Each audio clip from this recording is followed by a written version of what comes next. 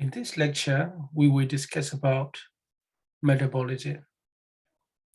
We have a brief discussion about metabolism with our homeostasis lecture, but we will go more detail with regards to metabolism in this lecture. And I have based this lecture from this book, Canon's Medical Physiology. You don't need to buy it. We just explain a few little things. So we know that we have anabolism and catabolism in our body. Catabolism is breakdown and anabolism is building up. So when it comes to food, let's say if we burn food outside the body, we will get carbohydrate and carbon dioxide, water, and energy. The same thing, like if we put those food in our body and burn it, which is a process called oxidation of carbohydrate, fat, protein, then we will get carbon dioxide, water, and energy. That energy will be used for life processes. So oxidation means addition of oxygen. But oxidation is not a one explosive process. It is a complex reaction. It is a slow and stepwise procedure. And by doing so, this product will liberate energy in a small and usable amount. So anabolism is opposite to catabolism. It is a process from many simple molecules to combine together to form a form of special energy-rich compounds, which will be stored in the body like protein, fat, and complex carbohydrate. That is what we call catabolism. So unlike the catabolism, this anabolism consumes energy. It doesn't liberate energy. Energy output is equal to external work plus energy storage. So how much you spend, how much you store, and the production of heat. The amount of energy liberated by the catabolism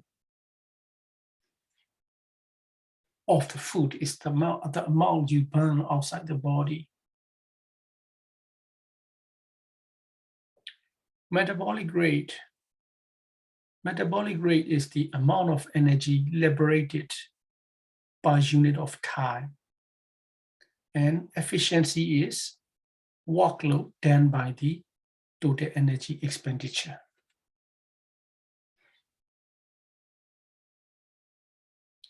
So if we look at this table, these are the factors affecting the metabolic rate. For example, like age, sex, growth, reproduction, lactation, emotional state, and so on. There are many things which can affect our metabolic rate. We need to know the definition of calorie. Calorie is the standard unit of heat energy. Calorie is defined as the amount of heat necessary to increase 1 degree Celsius temperature for 1 gram of water in an atmospheric temperature and the starting temperature. So start from the starting temperature. For example, like if we start from 3.5 to 4.5 degrees Celsius, we are increasing 1 degree Celsius. Or if we are changing from 14.5 to 15.5, we are changing 1 degree Celsius. Depending on the state, we will say 15 degree centigrade calorie, which means we are changing the temperature from 14.5 to 15.5 to change the 1 gram of water to increase the 1 degree Celsius. And the caloric values of common foodstuff are measured in bone calorimeter. And the values are protein 5.3, carbohydrate 4.1, and fat 9.3 kilocalorie per gram. Of course, kilo mean 1,000. So this is the scientist, French scientist, chemist, Paul Villiers. He's the French scientist who start talking about these calories. And these are the examples I can see on the internet for the bone calorimeters. Now there is another terminology which is called respiratory quotient. Respiratory quotient is the ratio of volume of carbon dioxide produced to volume of oxygen consumed by unit of time.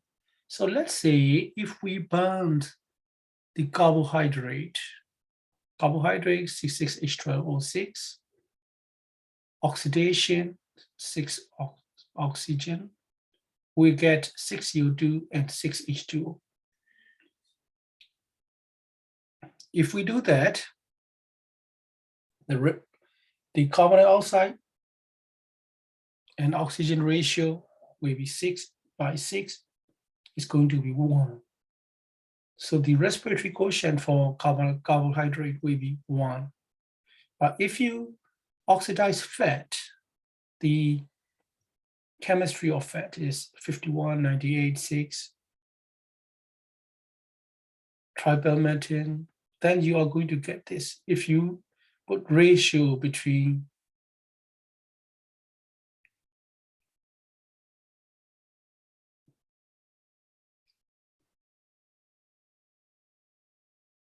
carbon dioxide produced, which is 102, and if we put oxygen consumed, 145, then we get the respiratory quotient for fat, which will be 0.7. What is basal metabolic rate? Basal metabolic rate is a person need to be at rest, need to be in a comfortable room temperature. And it's need to be 12 to 14 hours after last meal.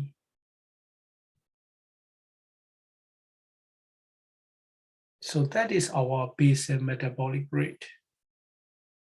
And this value will change depending on the activity we do. Let's say if we are sleeping, our basal metabolic rate will reduce 10%. And if we are in the process of prolonged starvation, our basal metabolic will increase up to 40%. The maximum metabolic rate will reach 10 times of our basal metabolic rate. But for a trained athlete, they can increase their metabolic rate by 24, which means they will be producing lots and lots of energy. And this is the graph between the body weight and the heat production. So the bigger and heavier the body, there will be more heat production.